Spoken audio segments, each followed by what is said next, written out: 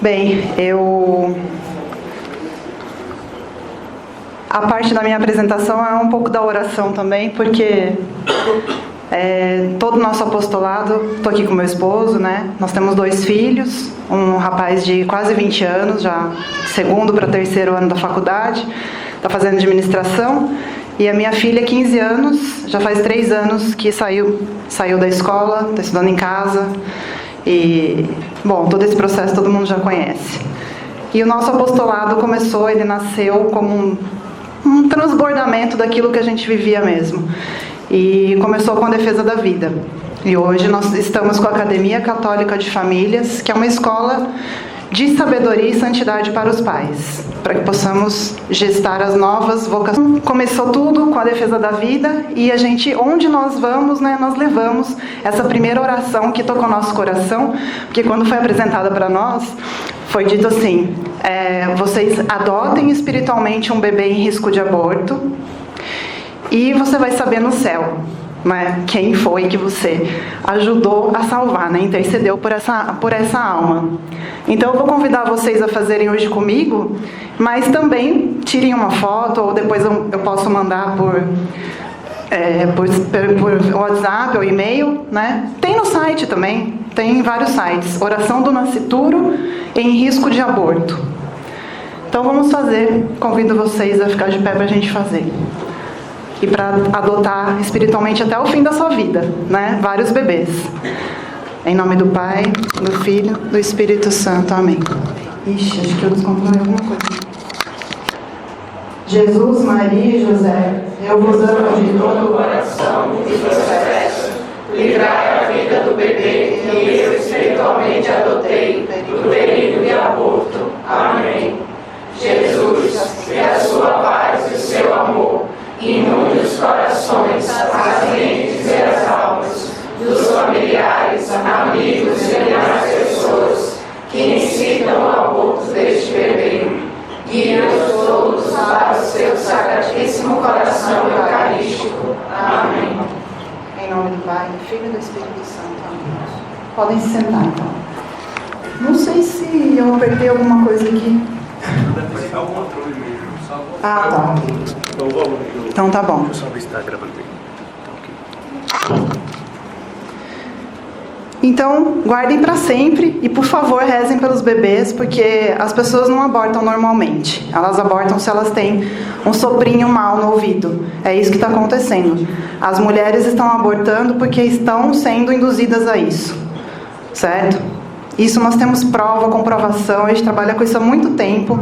Ninguém pensa assim, eu vou abortar. Ela tem alguém que está conduzindo aquilo ali. E tem muita gente ensinando isso. Esse que é o problema. Por isso que nós temos que ter esse abrasamento do nosso coração e fazer alguma coisa, o pouco que seja, uma oração, já é muita coisa. Então não está funcionando, tá. Então a minha palestra agora vai ser sobre a importância da formação da inteligência. Eu gosto desse tema porque até parece que eu sou inteligente, né? Eu vou falar sobre inteligência. Então a gente começa com, no princípio era o verbo. Né? Aí tem Santana Mestra, que é uma devoção maravilhosa, que eu tenho muito, muito carinho por essa devoção, que é Santana, ensinando Nossa Senhora, e eu casei no dia de Santana, dia 26 de julho. Então, no princípio era o verbo. Onde está isso? No prólogo de São João. E o verbo estava em Deus, e o verbo era Deus. Ele estava no princípio em Deus. Tudo começou a existir por meio dele, e sem ele, nada começou a existir do que existe. Isso então é o prólogo de São João, do Evangelho de São João. Vocês sabem por que foi escrito esse prólogo? Assim, no princípio era o verbo, e o verbo estava em Deus, e o verbo era Deus. Quem é o verbo? Segunda pessoa da Santíssima Trindade. Nessa época, já existia um problema na igreja primitiva de heresia. Acreditem se quiser. E a heresia dizia que o verbo era segundo, né? Ele não era, a gente fala, gerado, não criado, né? E a heresia dizia, na época, logo na igreja primitiva, que não, que Deus antecedia o verbo. porque ele foi criado. Então o prólogo foi para combater essa heresia. E o que é uma heresia? Do grego hairesis, heresia é o deslocamento de um esquema completo e autossuficiente por meio da introdução da negação de uma de suas partes essenciais. Vamos por partes. Essa definição está nesse livro aqui, do Hilaire Belloc, As Grandes Heresias. Sistema completo e autossuficiente. O que é um sistema completo e autossuficiente? Sistema afirmativo em que várias partes são coerentes e sustentam-se mutuamente. É algo completo e autossuficiente, não precisa de mais nada. Só que se você... Está falhando.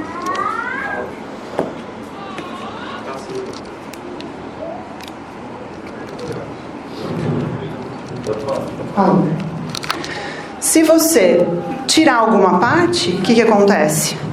Já não é mais aquele sistema completo e autossuficiente. Então a heresia, o que ela faz? Ela faz uma distorção do sistema por uma omissão da verdade. Então eu escolho tirar uma parte da estrutura, só que tirando essa pequena parte, vai acontecer o quê? Uma desfiguração do sistema todo completo e autossuficiente. Só que nesse buraco que ficou, nesse vazio, tem que ser preenchido com alguma coisa, né? Não é assim que faz quando vai mudar o DNA?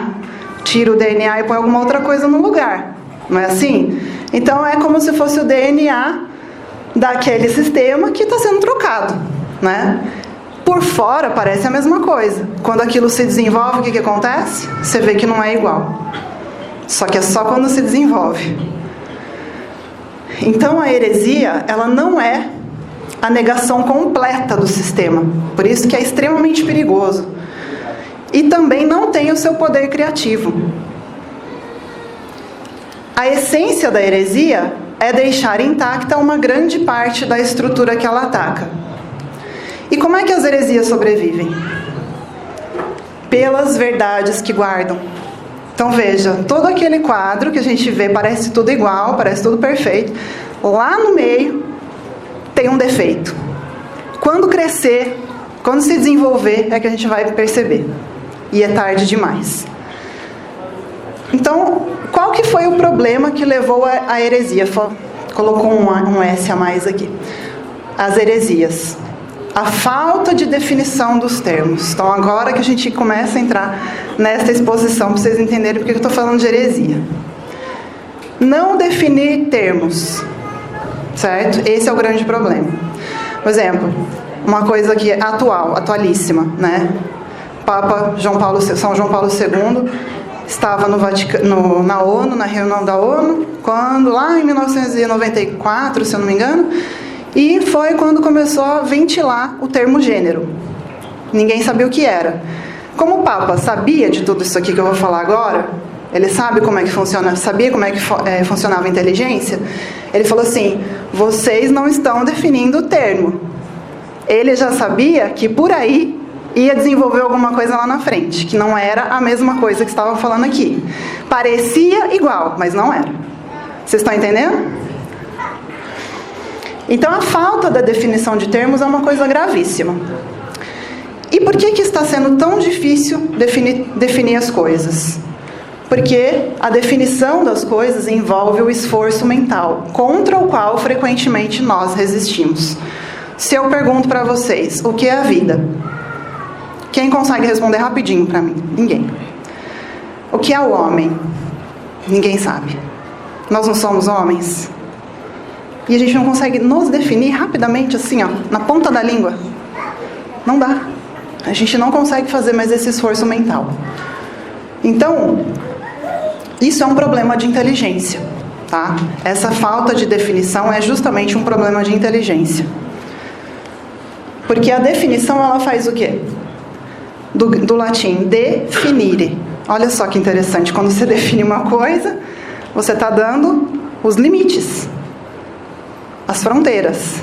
Você está dando exatamente, olha, homem é isso que vem daqui até aqui. Tem um limite. Você conhece o limite.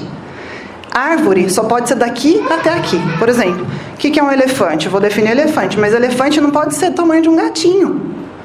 O elefante tem que ser do tamanho certo. Então, você sabe que tem um limite. Então, é mais ou menos isso, tá? Aí, você vai lá e pesquisa no Google. Inteligência. É fácil definir inteligência, não é? Todo mundo fala de inteligência. Não é. Quer dizer, é e não é. Depende. Depende de qual filosofia que você está usando. Se você vai no Google, vai lá, inteligência. O que é inteligência? Substantivo feminino, faculdade de conhecer, compreender e aprender. É um monte de coisa inteligência. Aliás, tem 7 itens aqui. Capacidade de compreender e resolver novos problemas e conflitos. E adaptar-se a novas situações. Conjunto de funções psíquicas, psicofisiológicas, que contribuem para o conhecimento, para a compreensão da natureza das coisas e do significado dos fatos. A doença afetou sua inteligência. Modo de interpretar, de julgar. Indivíduo de grande inteligência, uma sumidade. Harmonia, entendimento recíproco. Acordo ou combinação secretos. Maquinação. Inteligência é maquinação também.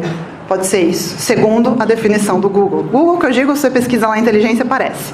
Por que eu pesquisei lá? Porque é uma fonte segura? Claro que não, mas é a fonte que todo mundo pesquisa. Né? Então, se eu quero saber inteligência, eu vou lá no Google e pesquiso. A primeira coisa que você vai fazer, você não vai lá na Academia Brasileira de Letras procurar o significado de inteligência. Você vai no computador. Né? E então, inteligência, a princípio, seria isso. E quais são os sinônimos? Cabeça, capacidade, cérebro, discernimento, engenho e entendimento.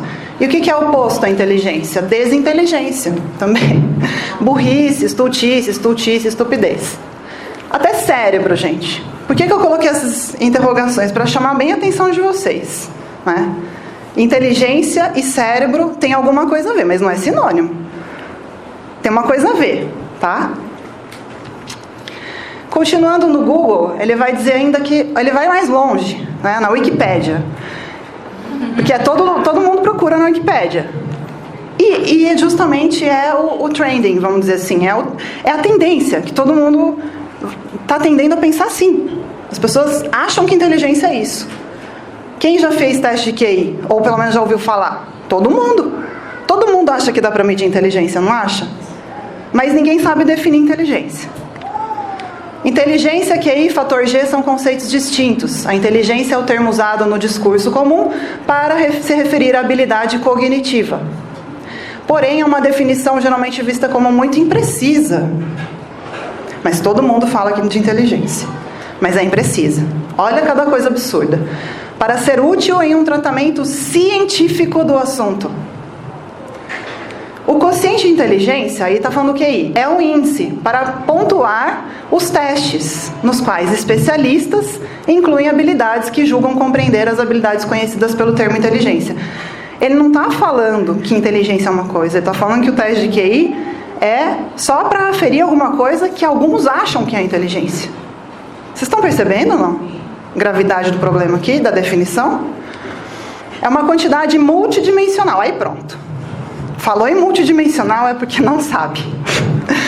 Um amálgama de diferentes tipos de habilidades, sendo que a proporção de cada uma delas muda de acordo com o teste aplicado. Vocês já ouviram falar no PISA, né?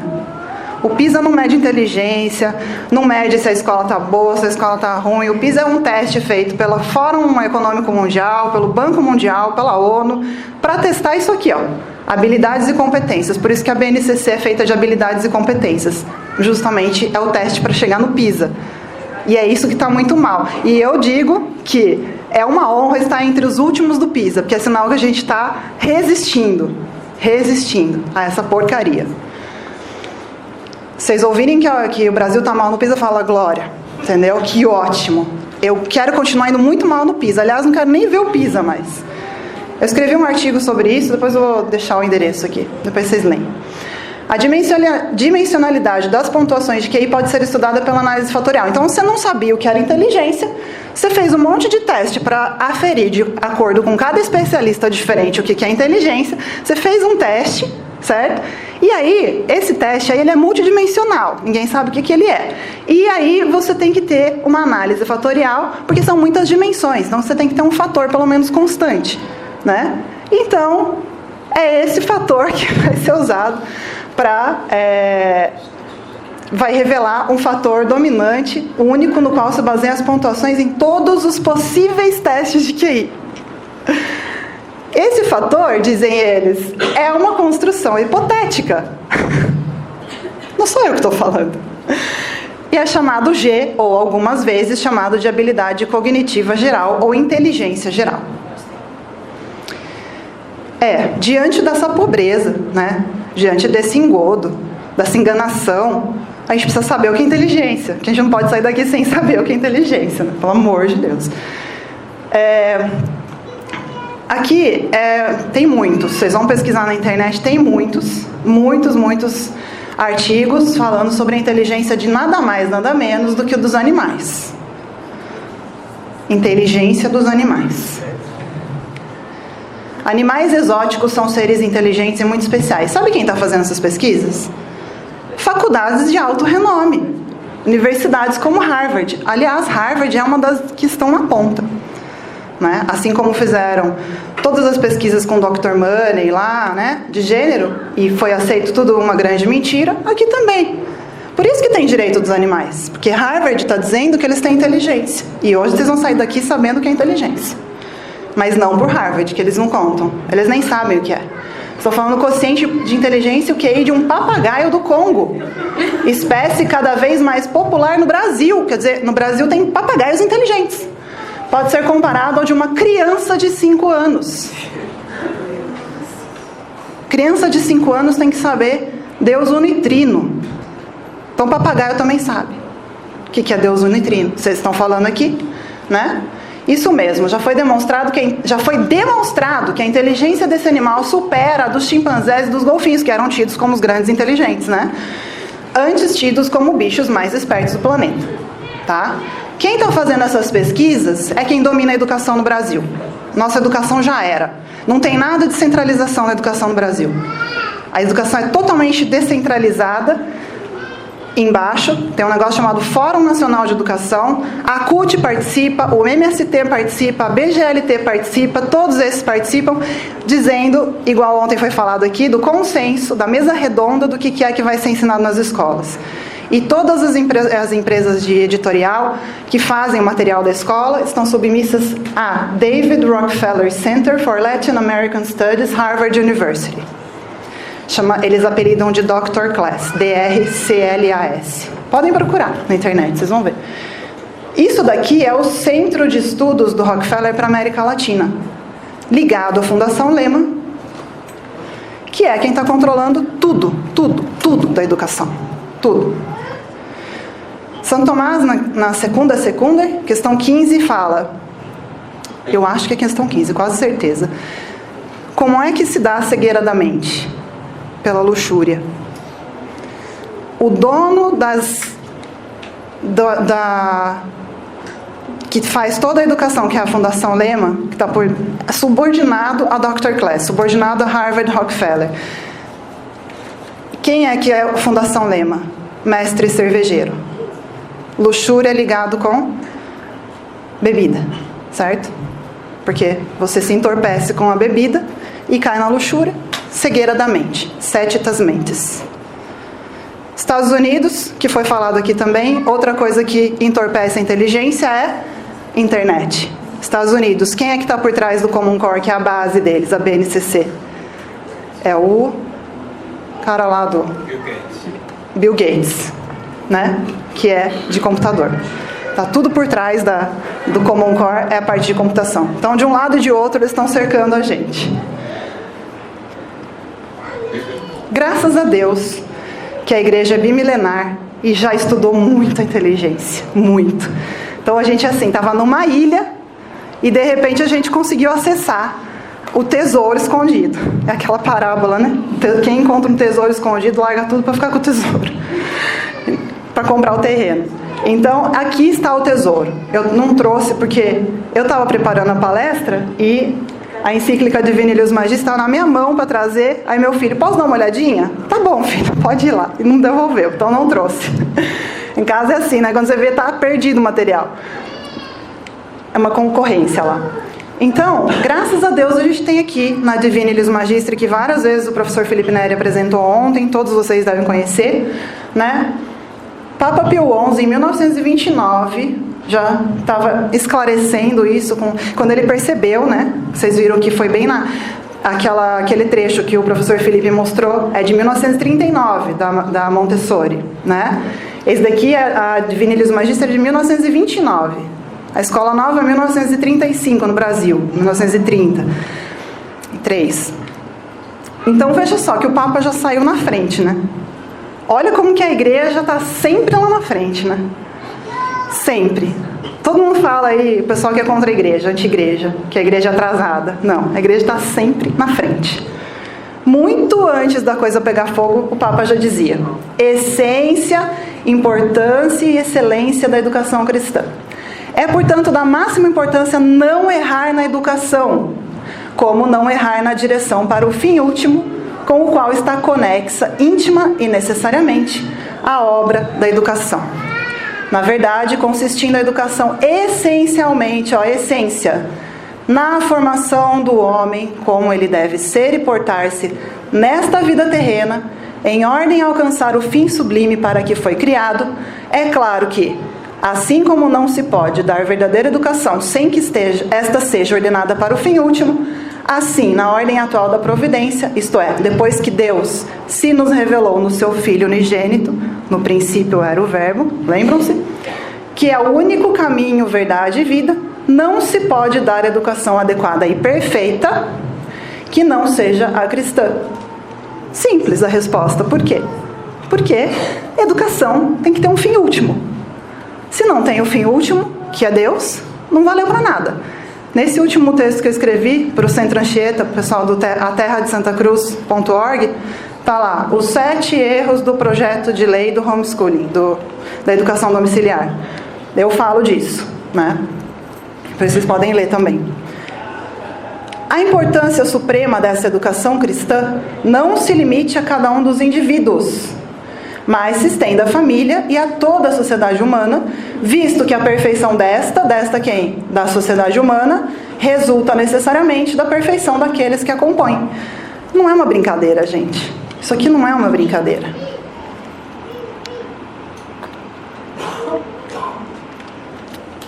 A educação não é uma brincadeira. É o caminho de salvação, né? Então não tem como a gente errar. O Papa está dizendo, não dá para errar na educação. E tem, sabe, quando eu tive meu filho, há 20 anos, eu tinha 25 anos.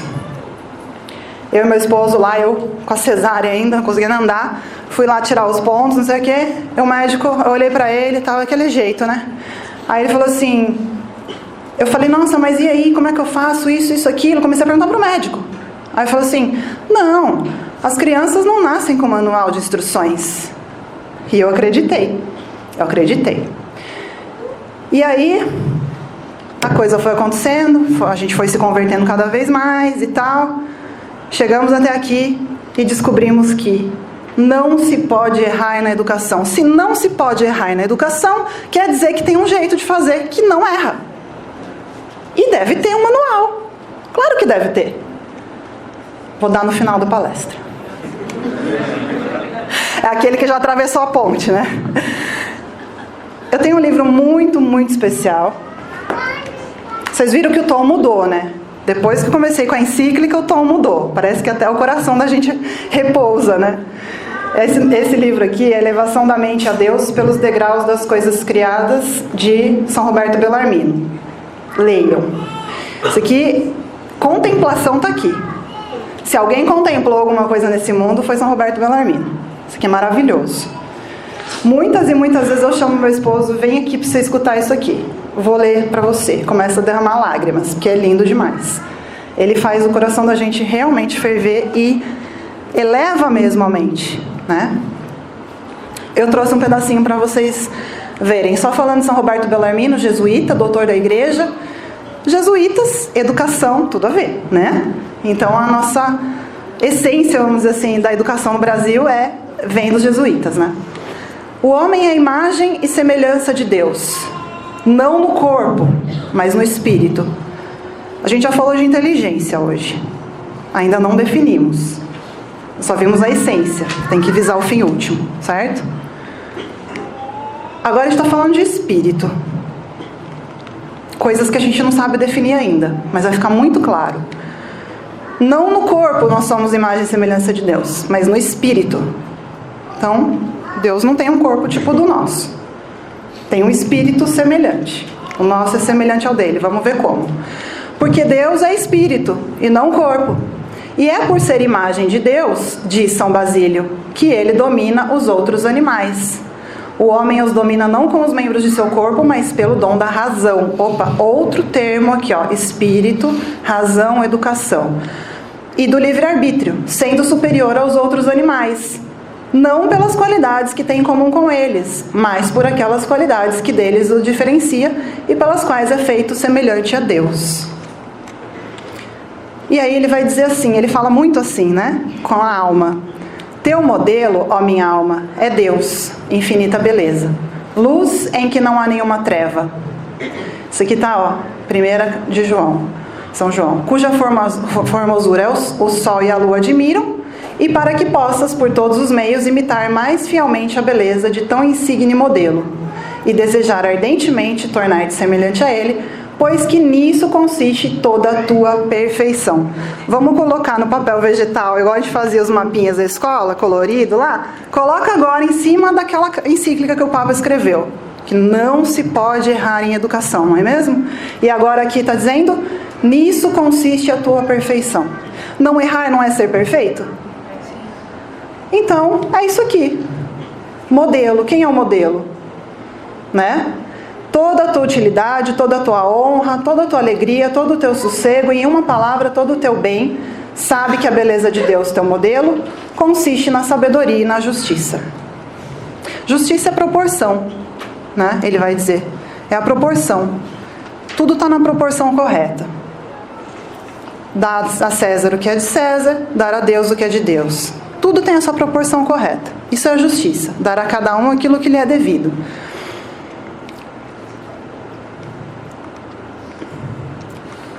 Aí, continuando o prólogo de São João, que a gente começou no princípio, era o verbo estava em Deus, a gente falou da heresia, da inteligência, tudo mais, e agora a gente está falando de semelhança com Deus, de espírito, certo? Nele estava a vida, e a vida era a luz dos homens, e a luz brilha nas trevas, e as trevas a ela não envolveram. São Roberto Bellarmino, isso aqui é o prólogo, São Roberto Bellarmino diz do espírito. Espírito realmente belo é aquele cuja mente resplandece à luz da sabedoria e cuja vontade tem a plenitude da perfeita justiça. Então a gente está agora mapeando aqui, onde que nós vamos chegar. Espírito. Onde está o espírito? Vamos ver. Isso daqui é a vida, certo? O que é a vida?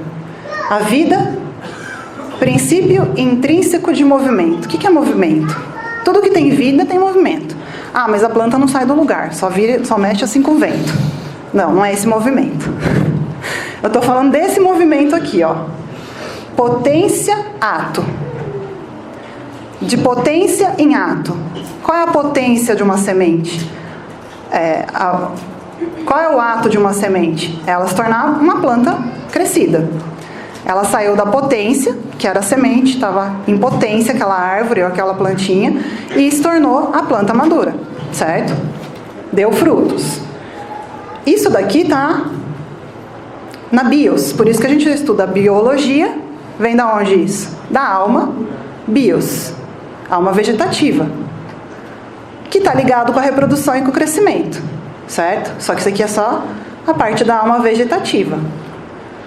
Indo mais além, também é vida, a alma sensitiva. Por que sensitiva? Que conhece. Conhece como? Conhece pelos sentidos. Os animais conseguem sentir as coisas, escutar. Primeiro sentido que faz com que o animal conheça é do tato, né? Depois tem o da audição, que faz com que ele tenha memória. O animal que tem audição, ele tem memória, porque ele consegue voltar, né? É o que consegue voltar. E assim vai indo. E a gente chama dessa alma sensitiva de zoé, que aí vai dar zoologia, que é o estudo dos animais. Então você tem biologia, zoologia, que está ligado com a mobilidade, com a sensação. São os brutos, que a gente chama, os animais irracionais. Indo mais além, nós temos os seres humanos, que tem uma alma vegetativa que está ligada à reprodução e crescimento, que tem uma alma sensitiva que está ligada à mobilidade e sensação, conhecimento tátil e sensitivo, né? E a alma humana, ela não é só vegetativa ou só sensitiva, mas ela também é racional. Que vem o termo daí, psique, que é por isso que, parecido aos homens, psicologia. Então, biologia, zoologia, psicologia. Então, a psicologia dos animais já não tem. Não dá para dizer que existe psicologia dos animais, né? Só tem a zoologia. A psicologia está ligado a quê? A alma racional. E cadê o espírito? Onde vocês acham que está o espírito? Porque foi falado, São Roberto Bellarmino falou, não foi? Que a nossa imagem e semelhança é de acordo com o Espírito de Deus. Porque Deus é puro espírito. E onde está o espírito aqui? Que alma? Humana. Que porção? Estamos quase chegando. Na porção vegetativa, na porção sensitiva ou na porção... Na porção intelectiva. É isso que nós vamos ver agora. Por quê? Porque aqui está reflexão e raciocínio. É aquilo que foi falado aqui ontem. O computador, ele não reflete sobre si. Ele não sabe que ele sabe. Isso é a alma racional. E a alma racional, a gente falou da sementinha, que é a potência, né? E o ato é a planta já crescida. A potência na alma racional, quais são as duas potências? Inteligência e vontade. São as duas potências que têm que ser desenvolvidas. Estão começando a ligar agora? Aqui, então, estão as duas potências. Quer dizer, a alma racional é tudo, né? Não é separada, obviamente. Ela é racional, é o tipo dela. Então, reflexão e raciocínio é justamente o que a alma racional faz. Então, são as partes potenciais da alma. Vegetativa, que é comum a todos os seres vivos e se exerce pelos órgãos corporais e pelo poder de uma qualidade corpórea. A alma da planta e do animal, ela evanece depois da morte. Ela não é eterna. A alma racional é. A vegetal e a sensitiva não. Inclusive, no livro do São Roberto Bellarmino, ele explica que a alma do animal é assim, a parte do dedo é o dedo da alma, sabe? Assim, uma coisa meio assim, não é que nem a alma racional, que ela é extra, não tem a ver com as partes do corpo. Ela é uma alma material, é uma alma eterna, né? Então, vegetativa se exerce por meio de órgãos corporais e pelo poder de uma qualidade corpórea. Sensitiva, comum isso aqui a gente está na segunda, né? Que vocês viram aqui do quadrinho, ó. Sensitiva, comum aos seres humanos e aos animais. As plantas já não conhecem. As plantas não têm tato. Certo? É alteração química que ela se fecha ou se abre, alteração química ou do ambiente, mas ela não sente aquilo. Se exerce por meio de órgão corporal, mas não por meio de qualidade corpórea. Já intelectiva ou racional é exclusivamente humana. Harvard, desculpa, mas vocês não entenderam nada. Nada. Estão querendo enganar alguém ou a si mesmos. Porque a alma intelectiva é exclusivamente humana. Não existe inteligência animal. Ela ultrapassa a natureza corpórea e não é exercida por nenhum órgão corporal. Não é no cérebro. Não é no cérebro. O cérebro é, vamos dizer assim, uma forma de captar os estímulos sensíveis. O cérebro não raciocina. Não raciocina. É fora não é na parte corporal. Certo? Então, as potências superiores da alma são inteligência e vontade. Juntando tudo, então, agora, a gente já indo do meio para o final. Educar é fazer de uma... Isso aqui é definição do Catecismo da Educação, tá? Educar é fazer de uma criança um homem, de um homem um perfeito cristão, de um cristão um santo, um eleito. Perfeito cristão ainda não é um santo. Estão vendo? É o próximo passo. Que depois de santo é um eleito. De onde? Do céu. Educar e inteligência, então, elas têm relação. Por quê? A gente acabou de ver que a nossa alma é racional. E o espírito, quando até São Paulo vai dizer, né? Corpo, alma, espírito, não é isso? A gente nunca sabe localizar o que é o espírito, o que é a alma. Fica aquela coisa meio, o que será que é, né? Agora a gente vai tentar entender bem o que é isso. Então, educar e a inteligência, elas têm conexão íntima, como o Papa fala na Divina Illius Magistri. Por quê? Porque a busca da verdade é o que é o objeto da inteligência. A inteligência busca o quê? O objeto da inteligência é a verdade, chegar na verdade. Então, é preciso, para chegar à verdade, um desenvolvimento espiritual. São Paulo vai dizer, caminhar de fé em fé, não é isso? E São Tomás vai dizer, de verdade em verdade se chega à contemplação, certo? Então, é exatamente isso. Educar, então, ex ducere, conduzir para fora do quê? Da ignorância, que é marcada pela ferida do pecado original, né? Na nossa alma, do egoísmo. São feridas na alma. Como é que a gente fica livre disso? Através do sacramento do batismo. Então, educar e batismo tem tudo a ver.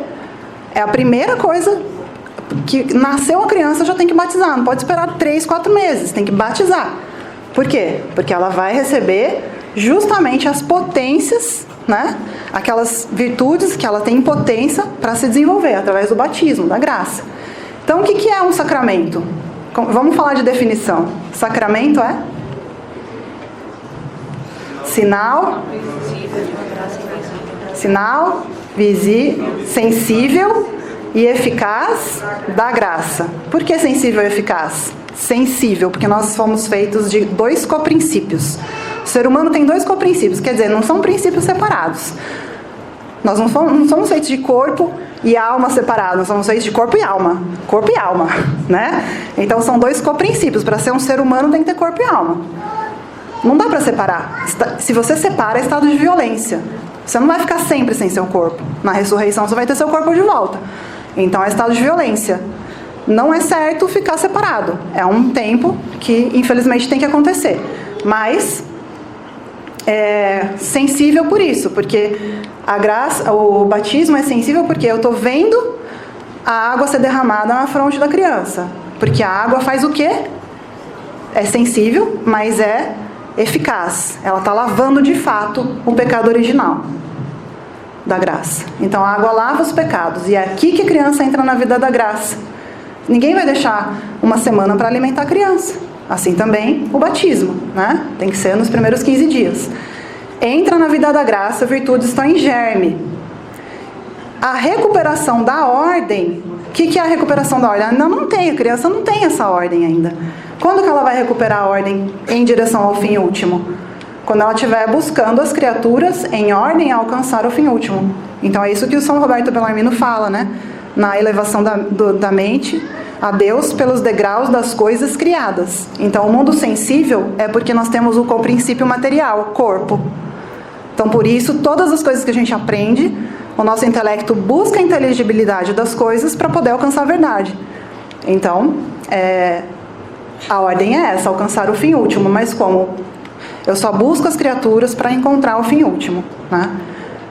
Inteligência, a vontade, os sentidos e as criaturas estão todas ordenadas. E aí é que entra a participação na vida divina. Ou seja, a partir do batismo é o selo que nós recebemos, é um caráter. A nossa alma é uma alma nova, né? Ela está nova ali, se renovou em Cristo. Os sacramentos, então, possibilitam a elevação da alma à virtude. Uma criança que nasce e não recebe o batismo, de uma outra religião, não foi batizada, cresceu, vai desenvolver as virtudes? Vai, as virtudes naturais, né? Ela só vai chegar ao máximo da perfeição natural, assim como chegou Aristóteles, né? Isso dá para chegar. Não dá para chegar na sabedoria e santidade da luz sobrenatural, que é a luz sobrenatural que está falando no prólogo do Evangelho de São João, que é a luz que ilumina. E essa luz vem pelo batismo. A gente recebe no batismo. Então, intelecto é o quê? Qual é o sinônimo agora de inteligência? Espírito. Intelecto e espírito são sinônimos. Encontramos o que é o espírito, é o intelecto. É aquele que vai ser iluminado pela luz sobrenatural. Muito bem. E o primeiro passo para o nosso intelecto começar a se desenvolver é a lógica. Todo mundo pergunta, né? Homeschooling. Começa com a gramática, o trívio, quadrívio? Quando começa? Começa aqui, ó. Volta lá pro dia que eu fui no médico e perguntei como é que fazia para criar meu filho. Ele falou, não tem manual. Volta lá. Tem manual. É começar pela lógica, né? E a lógica, o que a lógica faz? Ela vai conduzir o intelecto, ou seja, o espírito. Isso é educação espiritual.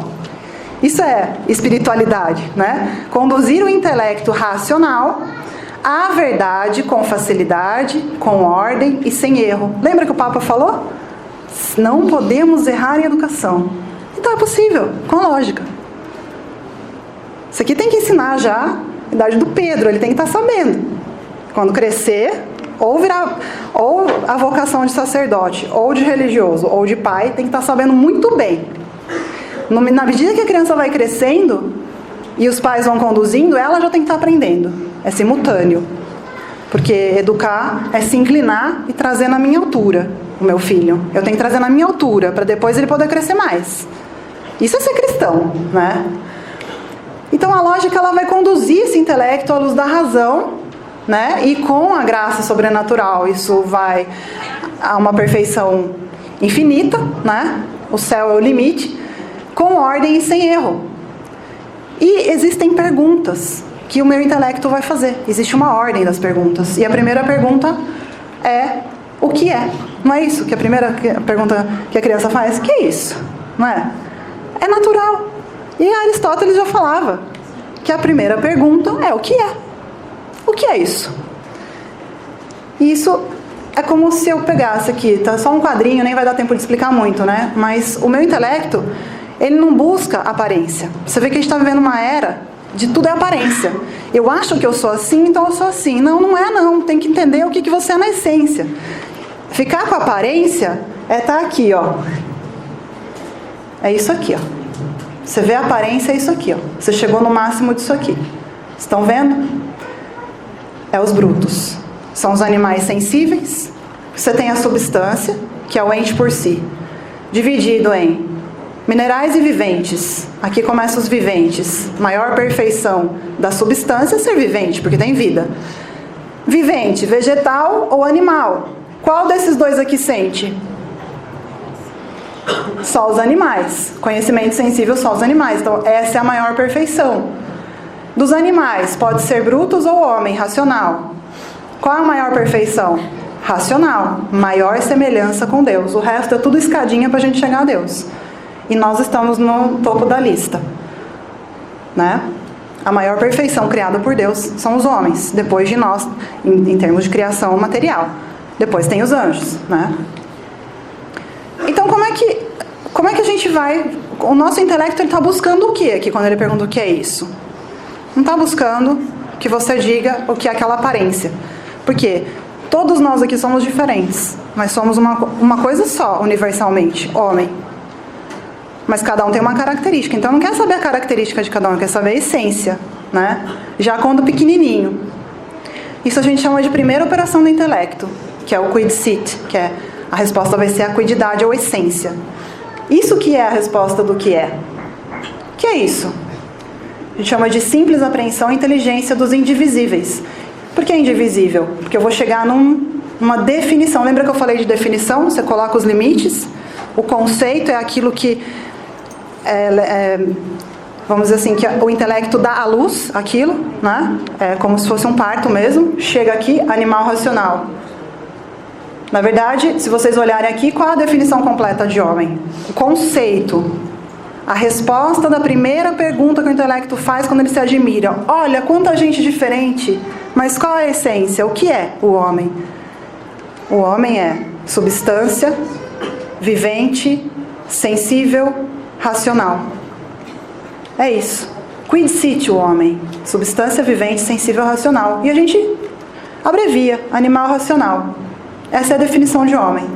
Homem, 2 pontos, animal racional. Por quê? Porque tem intelecto, tem espírito. Como que a gente chega a fazer essa separação? Pelos 5 sentidos externos, visão, audição, olfato, tato, paladar, e 4 internos que na escola a gente só aprendeu até aqui, né? Os professores nem sabem que tem esse aqui, acho.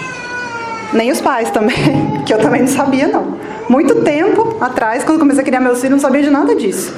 Senso comum, imaginação, memória e cogitativa. É a cogitativa que sabe, que reflete sobre o próprio raciocínio, né?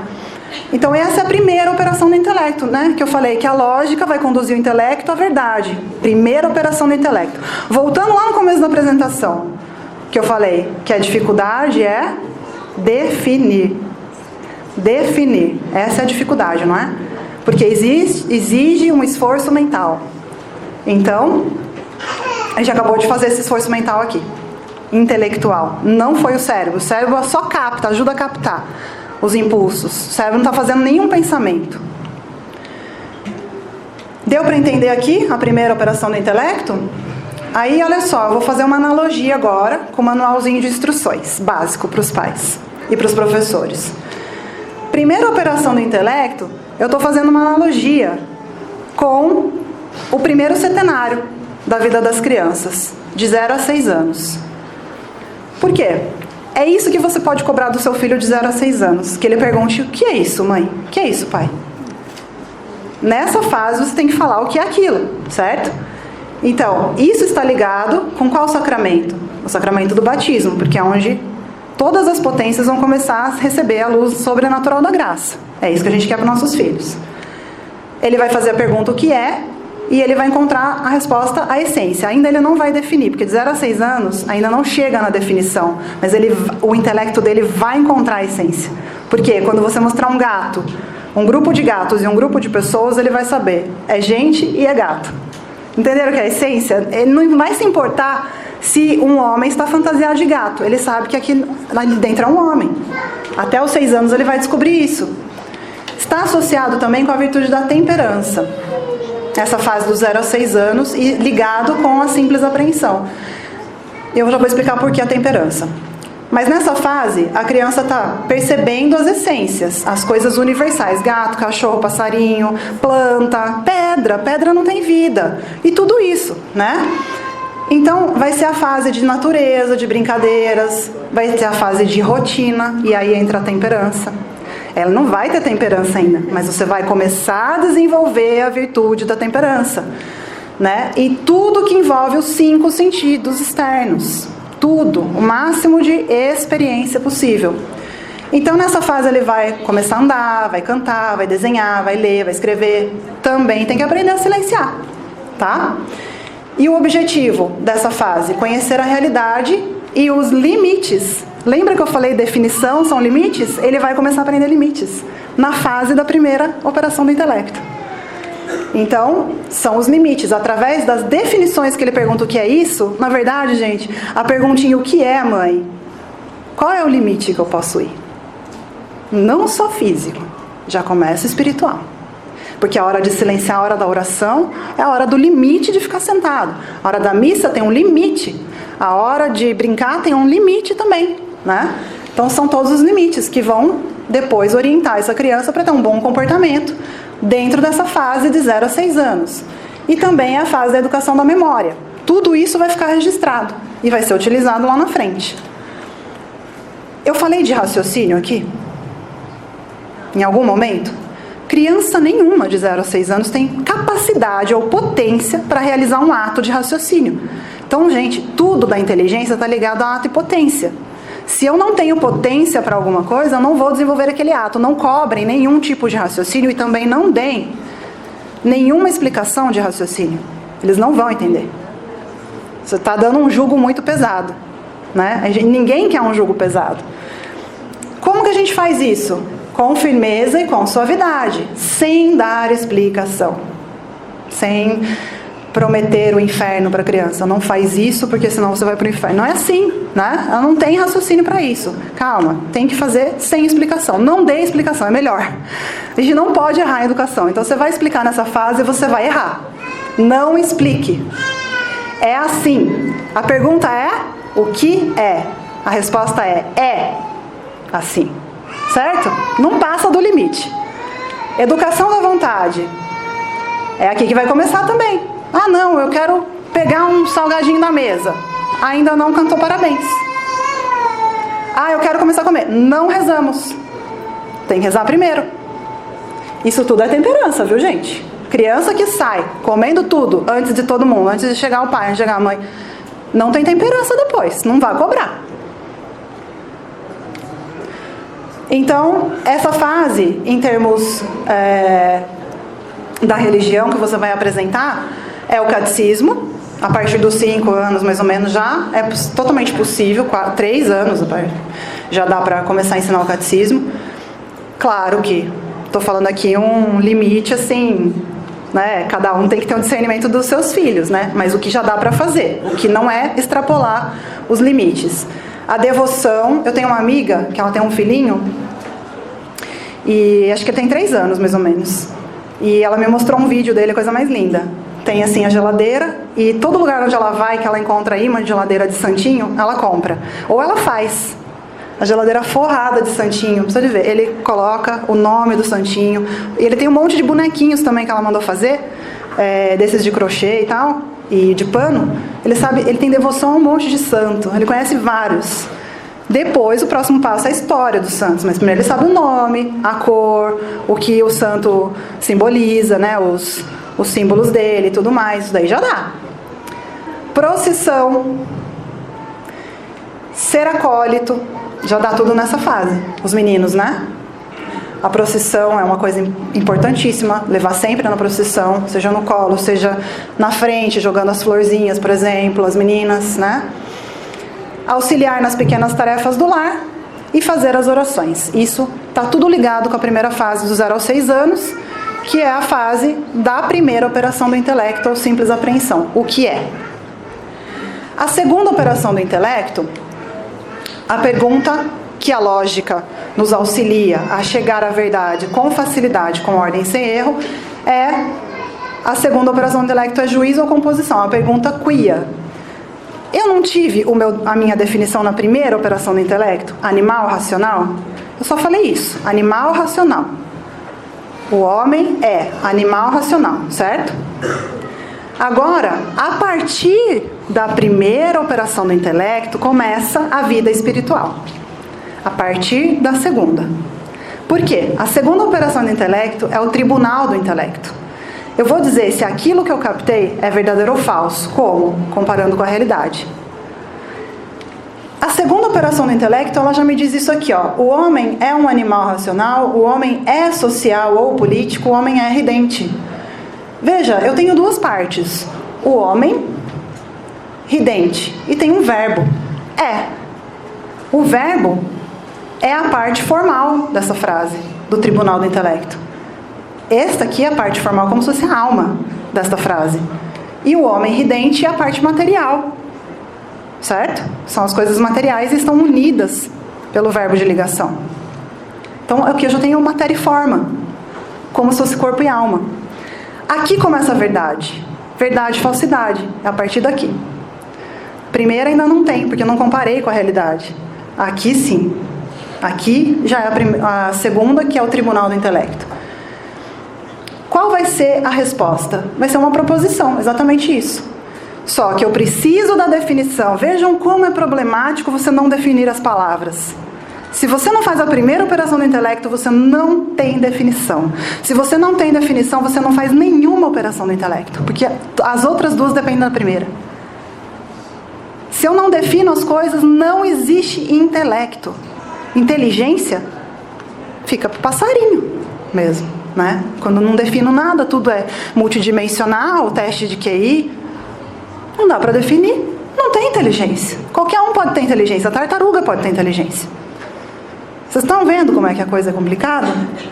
Por isso que eu falo, não adianta pensar em gramática, trívio, quadrívio. Tem que pensar nisso aqui primeiro. Como que o intelecto funciona?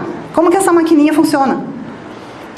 Então, depois da definição, eu vou para a proposição. Eu não cheguei em animal racional, agora eu digo é ou não é. Aqui é a alma do negócio. É ou não é. E isso está associado com a segunda infância, 7 a 13 anos. Então a criança já passou por toda a fase do que é, conheceu os limites, né? E agora ela vai entrar na segunda operação do intelecto. Agora sim, eu posso falar assim, isso não está certo, isso está certo, é verdade, é falso. Agora ela vai entender. Por isso que a gente, nessa fase, é a fase da primeira comunhão. o sacramento da primeira comunhão. Porque ela já sabe o que é certo e o que é errado. Porque senão o que adianta? Vai se confessar para quê? Né? Então, confissão e primeira comunhão são os sacramentos do 7 em diante. Pergunta que a criança vai fazer: por que isso é assim? Qual é o pertencimento da propriedade? Então tá, o ser humano, o homem, eu disse, homem racional primeiro, defini. Se é racional, significa que é social. Por quê? Existe algum homem que não seja social? Não. Por quê? Porque a essência humana é racional. O ser racional, ele precisa ser educado. Ele tem uma inteligência para desenvolver, tem potências. Alguém desenvolve potência sozinho? Não. Primeiro precisa da graça e depois da ajuda dos pais, da família, da sociedade e assim por diante. Então, agora eu vou saber se esse animal racional lhe pertence à propriedade social. Sim, pertence, por causa disso tudo que eu acabei de falar. Porque se ele é racional, ele tem um espírito a ser desenvolvido. Então ele tem que ser... todas as potências têm que entrar no ato, né? Se desenvolver em ato. Então, ele vai dizer se é verdade ou falsidade algo. Quem vai dizer para uma criança de 7 a 13 anos o que é verdade e o que é falso? Os pais, ponto. Ninguém mais. Ah, não, mas a professora... Sim, a professora pode falar o que ela quiser.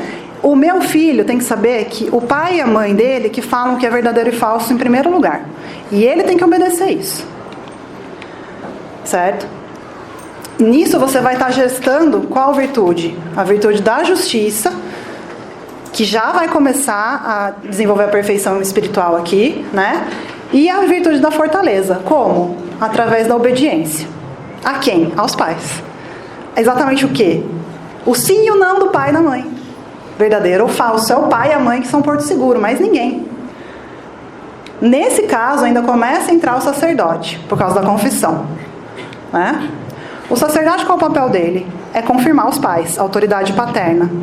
Por meio do sacramento, do matrimônio, os pais recebem a autoridade de Deus para governar o lar. O sacerdote vai confirmar essa autoridade dos pais, certo? Então, a criança vai e se confessa, e ele tem que confirmar a autoridade dos pais. Objetivo, reconhecer o perigo ou segurança. Sem o pai e a mãe falando verdade e falsidade, a criança não percebe.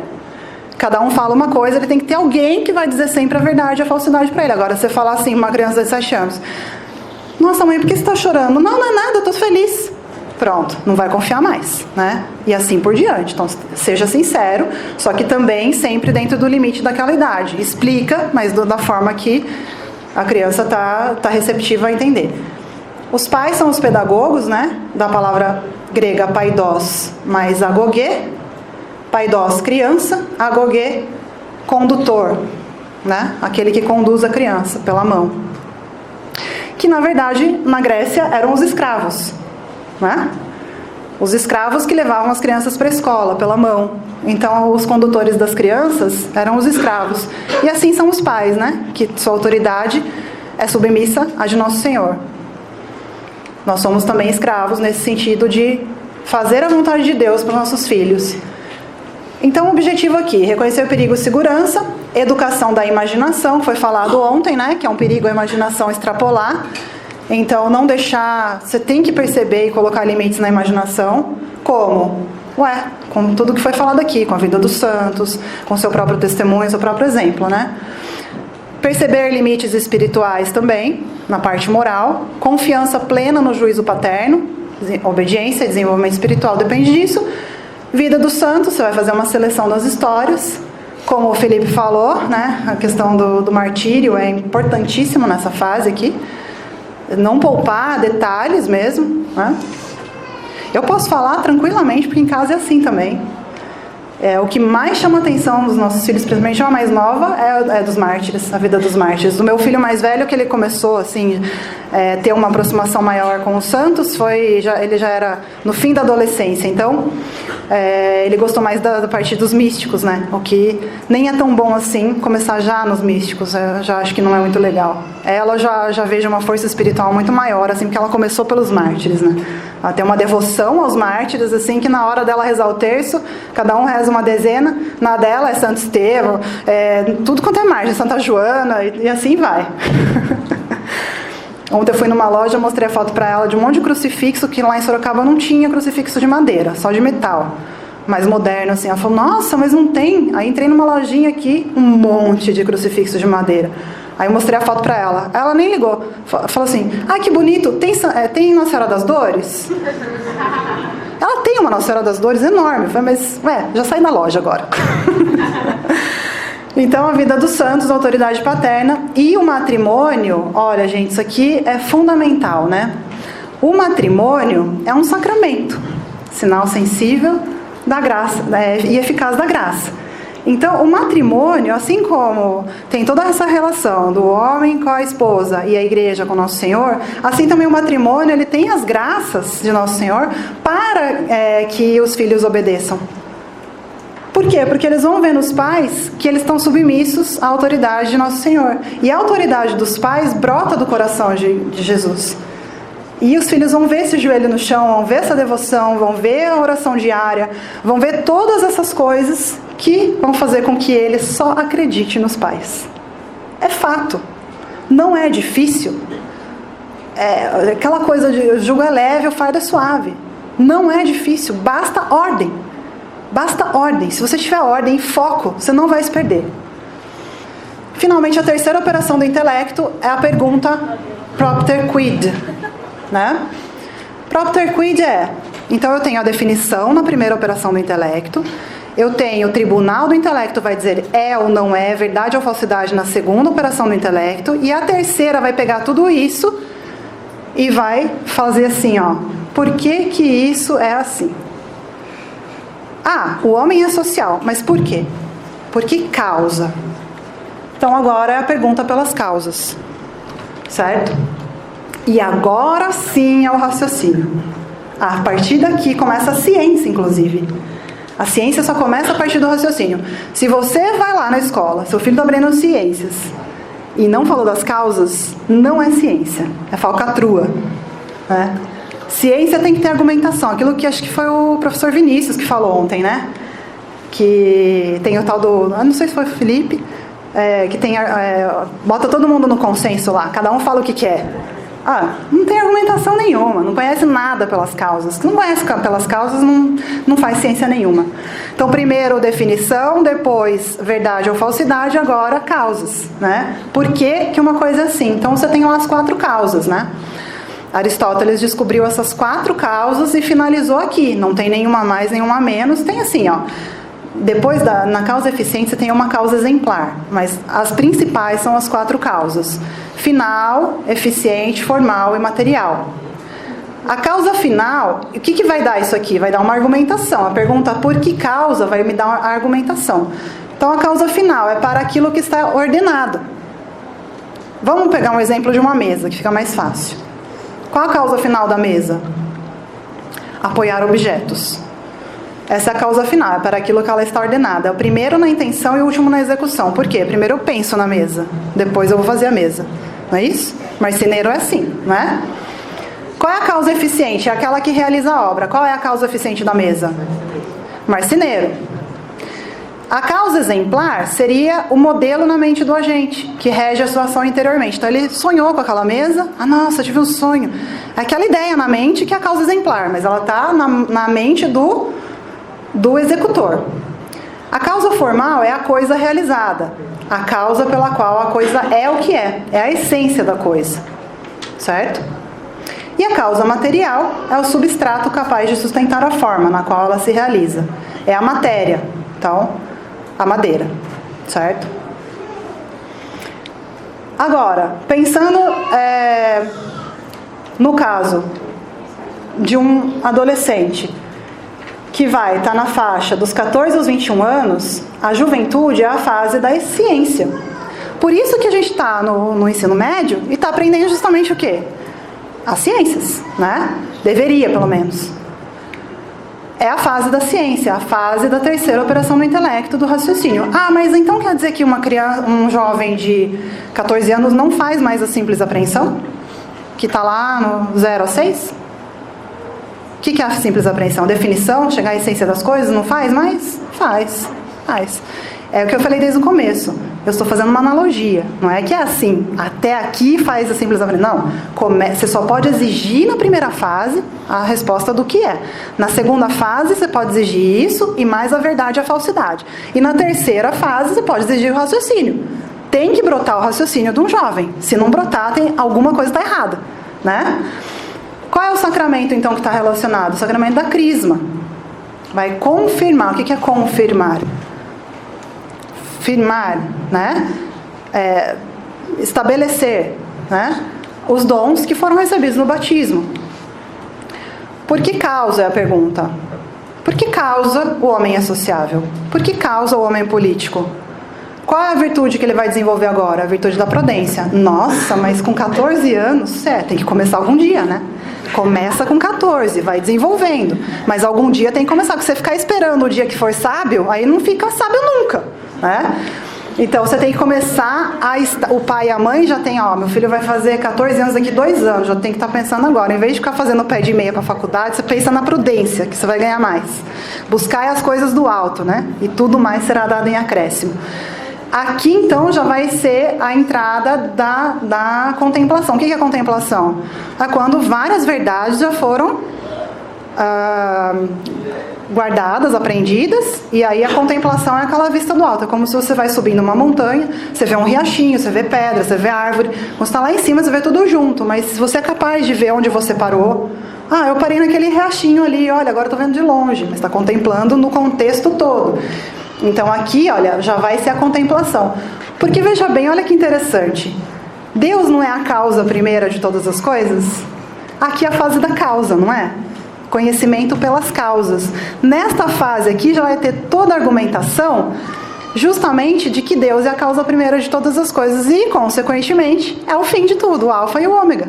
Ele já viu isso toda a vida dele. Quando tinha 14, 15 anos, isso aqui já está muito fácil. Já está penetrado no coração dele. Agora ele vai entender a causa. Né? Cientificamente, filosoficamente, filosofia e ciências é a mesma coisa, né? Cientificamente ele vai entender, ele vai ter uma argumentação, um raciocínio lógico de quem é Deus. Qual vai ser a guia aqui? A sã doutrina e a tradição. Os mestres e os doutores. Direção espiritual do sacerdote, aí sim é necessário. Apoio e orientação dos pais, familiares, professores e padrinhos. Os pais, aqui a posição dos pais já não é mais isso é verdade, isso é falso, isso é assim, não. Isso aí ele tem que descobrir por conta dele agora. O papel dos pais. Vai brotar um apostolado? Vai brotar um trabalho espiritual, ou seja lá, também material, na faculdade, alguma coisa? Dê suporte, mas não tose. Você vai estar ali só para... Se alguma coisa sair do eixo, você coloca de novo. Você só lembra ele, viu? Princípio e fim. Pronto, corrigiu. Sacerdote auxiliando, claro. Aqui, então, já vai ter um desenvolvimento de dons e virtudes, porque obviamente, né, fase da confirmação. E eu tenho um perfeito cristão. Olha que lindo. A história tem um final feliz. Aquilo que o Papa falou é verdade. Um perfeito cristão. Que vai agora começar a sua vida em direção à busca realmente da sabedoria. Ele já tem o arsenal montado, ele já está confirmado e já está pronto para o apostolado. Então agora ele vai estudar filosofia e teologia, vai ter uma ação católica, né? Porque a gente chama de causa, né? É a causa de, sei lá, da defesa da vida, a causa do apostolado de oração, uma causa, vamos dizer assim, né? E você vê que o nome, né, é o mesmo, só que é o outro significado. E ele já vai ter o seu caráter definido. Consequentemente, com 21 anos, o que acontece? A vocação vai estar definida também, né? Da onde nasce a vocação? Como é que aparece um sacerdote, um seminarista na nossa casa? Como é que aparece um rapaz ou uma moça que quer casar ou ser religioso? Aparece da gratidão. A quê? A toda essa educação que os pais deram. Essa gratidão, alimentada pela fé, pela esperança e pela caridade, toda todas as virtudes formadas, informadas, aquelas virtudes cardeais informadas pela graça, pela fé, pela esperança, pela caridade, recebidas no batismo, confirmadas na crisma, elas vão definir a vocação. Elas. E pela gratidão. É só o amor que consegue definir a gratidão, a vocação. Não existe outra forma. O professor Nogueira tem essa frase aqui, que eu gosto muito. O comecinho é do Marcel Descortes, né? A nossa fé é vertida no vaso da razão. Se esse vaso da razão está rachado, aqui já é o professor, a fé tende a escorrer por suas fendas. Não educar, conforme tudo isso que a gente viu, é deixar o vaso rachado, o vaso da razão rachado. É com boas doutrinas, é com o aristotelismo-tomismo, ministrado e aprendido na correta ordem das disciplinas, que vedamos o vaso de nossa razão para que se impeça assim que a fé se escorra por suas fendas. Voltando para as 4 causas. A missão da família é o governo do lar católico em ordem a Deus. A primeira causa material da família é a própria família. A causa eficiente é quem governa, certo? O pai. A causa formal é o quê? A causa final a gente sabe que é o fim último, mas a causa formal, o espírito da família, qual é? No princípio era o verbo. Princípio, essa palavra princípio pode ser começo, mas pode ser também a lei. A causa formal do governo é a lei. Tanto do governo de uma cidade, da polis, como do lar. É a lei. Qual é a lei? É Deus mesmo. É o próprio Cristo, né? Segunda pessoa da Trindade, o Verbo. Esse é o princípio. Então, para vocês não esquecerem nunca mais, no princípio era o Verbo. O que é isso? A gente vai levar para casa que o princípio da minha casa, o modelo que São Roberto Bellarmino fala, ó minha alma, o teu modelo, semelhança de Deus, é o Verbo, né?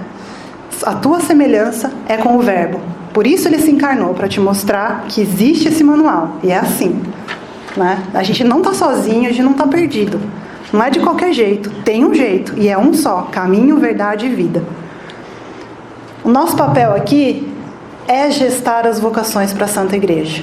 Através desse princípio, dessa lei, que é Nosso Senhor. Vocações matrimoniais, religiosas e sacerdotais.